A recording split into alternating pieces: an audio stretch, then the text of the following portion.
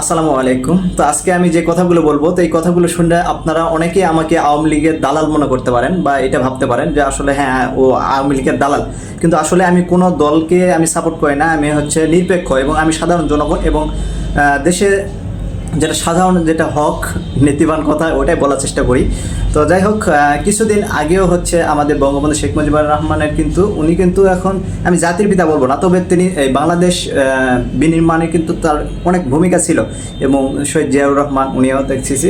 কিন্তু এই যে 24 আন্দোলনের পর থেকে বঙ্গবন্ধু যত প্রকার ভাস্কর্য ছিল স্কুল কলেজে বা বিভিন্ন চত্বরে সব কিছু কিন্তু ভেঙে দেওয়া হচ্ছে এবং অনেকে লাথি বেড়েছে, অনেকে প্রস্রাব করে দিছে, অনেকে জুতার মালা পরাই দিছে।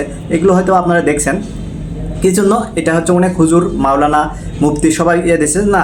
আর হচ্ছে এখানে কোনো মূর্তি তৈরি হবে না বা কোনো এখানে ভাস্কর্য তৈরি হবে না, এটা ইসলামে হারাম।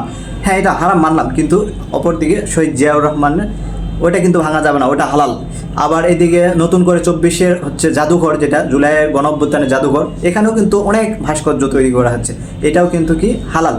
তো সেক্ষেত্রে এখন যেই হুজুরেরা যে ফতোয়া দিচ্ছে না এটা ভাস্কর্য হারাম, এটা কি করা, এটা যদি আমার বাপের যদি মূর্তি হয়, আমার বাপের যদি ভাস্কর্য হয়, তারপরে আমি এটার বিপক্ষে কথা বলবো। কিন্তু ওই হুজুরেরাই যেমন মামুনুর রহমান হুজুর, উনি কিন্তু এখন জুলাই জাদুঘরে যাচ্ছেন এবং হচ্ছে ওখানে দর্শন করতেছেন, সেলফি উঠাচ্ছেন, সব কিছু করতেছেন, কিন্তু উনিও কিন্তু ফতোয়া দিছিল কি এটা ভাস্কর্য হারাম।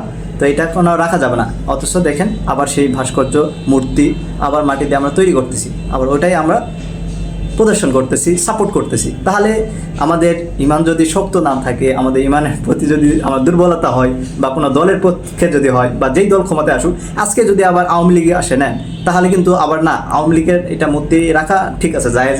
এটা একদম এরকম ফতোয়া দেওয়া চলবে না। তো যেটা একদম নিরপেক্ষ, যেটা ফতোয়া দিবেন এটা একবার যেন সব দলের পক্ষে যেন এটা মানা পসিবল হয় এবং আপনারা সব দলের পক্ষে যেন শক্তভাবে থাকেন।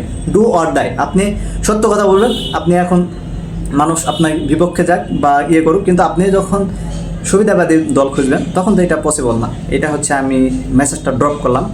তো এখন অনেকে এখন আমাকে যা ইচ্ছা বলে গালি দিতে পারেন। তো এটি ছিল আমার সংক্ষিপ্ত বার্তা। আসসালামু আলাইকুম।